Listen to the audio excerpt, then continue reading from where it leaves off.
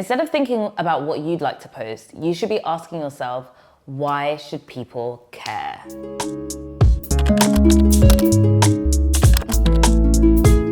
So in my video about the art of B-roll, IMD in Paris asked a really interesting and a really important question.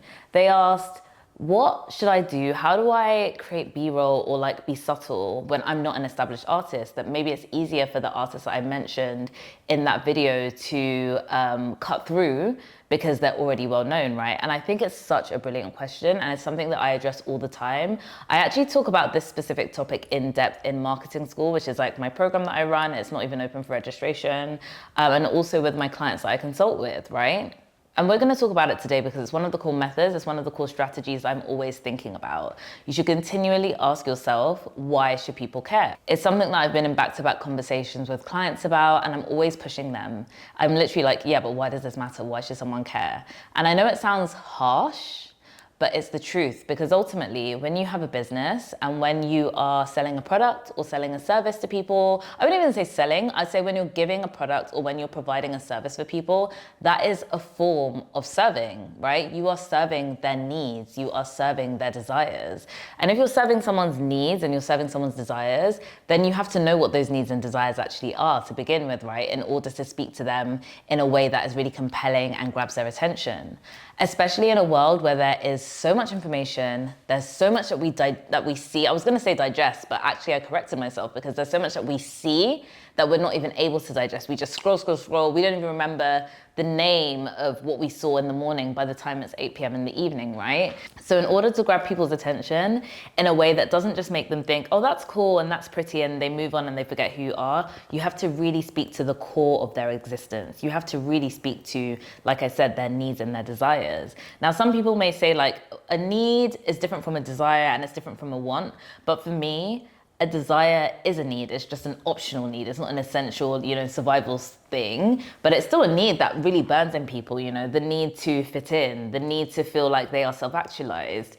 And if you're not speaking to that, don't even bother posting whatever you plan to post. That is the question that you should be asking before you think about what goes live. You shouldn't actually be saying, oh, what's this brand over there posted? Or what do I think is interesting? What you think is interesting matters, and it's a good starting point, but it's definitely not the end point. And sometimes people get that confused. The only place where it's kind of easier to just put something forward and people will care is if you have already built up enough reputation and enough attention and a big enough audience to already be invested in you.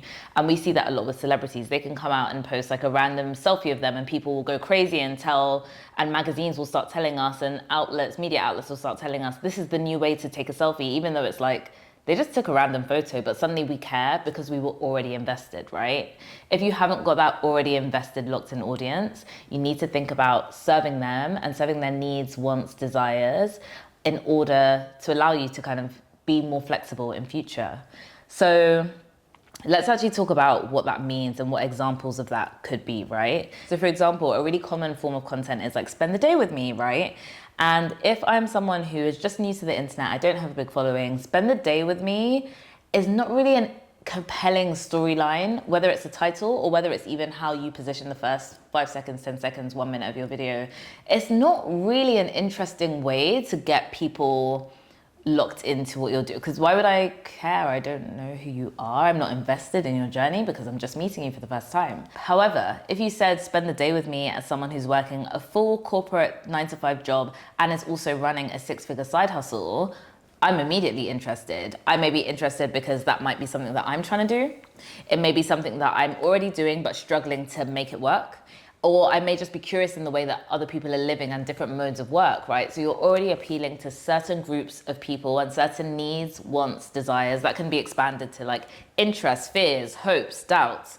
But you're already appealing to those, and that gives me a moment, that gives me an opportunity to be like, oh, okay, now I have a reason to watch. I don't mind that I don't know who this person is, because what they're offering me speaks directly to something within me that I've already been trying to figure out. And that's where you need to get to with your content. That's what you need to be thinking of. And that doesn't always need to be done explicitly. It doesn't mean that you need to change all your titles to like really clickbaity things. It doesn't mean that you need to even verbally say it. Depending on the type of business that you have and the other resources at your disposal, whether it may be friends that are influential or whether it may be other people in your community that you can tap into, the way that this is done really varies. So I wanted to quickly switch that example that I gave you to maybe more subtle or less obvious ways in which that's presented. So I'll give you a couple of examples. The first one is Amélie Ondo, who I've actually referenced before earlier in this like series, but their images and the way that they do their creative direction always speaks to travel. It speaks to this idea of living in a world and living in a global world, being a global citizen. It speaks to anybody who aspires to do that. Whether they are currently doing it is actually another story, but anyone who sees themselves operating in that context. Someone who really cares about like culture and street style, but still wants to look elevated and maybe a little bit more formal without being uncomfortable, without being too stiff, right? So if you're a guy, typically a man that maybe sees yourself as someone who's like kind of laid back, but you see yourself as a Renaissance man who travels the world or wants to travel the world and blends all of these things together, and you're almost like a purveyor of taste, you'll resonate with ALD's campaigns because that's the story they're telling. They're almost saying, tap into us, wear our clothes, be part of our community, and that is your next step. That is the gateway to living that life. I think in another very similar but different way, Gentle Monster has been doing that really well. They have been specifically looking at using like interesting, creative, innovative ways of design to present their items. So when you're shopping with them, you know that I'm shopping with a brand that's like 3,000 years ahead, right? They're light years ahead, they're innovative, and it kind of makes me feel a bit like cool and futuristic. So when you buy into Gentle Monster's products, you feel like you're not going to be following the crowd. You feel like you're going to be a step ahead. And especially for people who love fashion, we love to feel a little bit like we're in on something that other people haven't quite yet got to. Quickly going back to IMD in Paris's question, one thing that I'll always say, if you had listened to my Take What You Need podcast, which is about a completely different topic, but you can find that on, you know, your favorite podcast platforms. When it comes to lessons and the lessons that we learn and the inspiration that we take, I would always say that no situation is going to be a one-for-one direct comparison to your situation. And we've got to learn to live with that, to be honest. Now, I know that many of us, when we ask for advice, when we ask for help, we almost want that person to give us a step-by-step cheat code that we can just follow and apply to our situation and jump ahead, which is why someone may give you business advice or life advice and you'll say, well, I had a more difficult life than you, so that doesn't apply. And obviously there are sometimes situations where like things don't apply for one, but this is what these conversations are supposed to get you to do. They're supposed to get you to then think, okay, what is the principle? What is the lesson that I can take?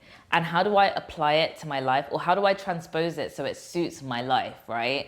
This is never about hacks in a very basic way. This is not just about lift and drop the strategy. This is actually about changing our brain chemistry, stretching our brains and trying to think laterally, trying to think creatively about how we solve issues or problems or challenges or get to goals that we want in our specific world, because there's never a one-for-one thing. Every situation is different.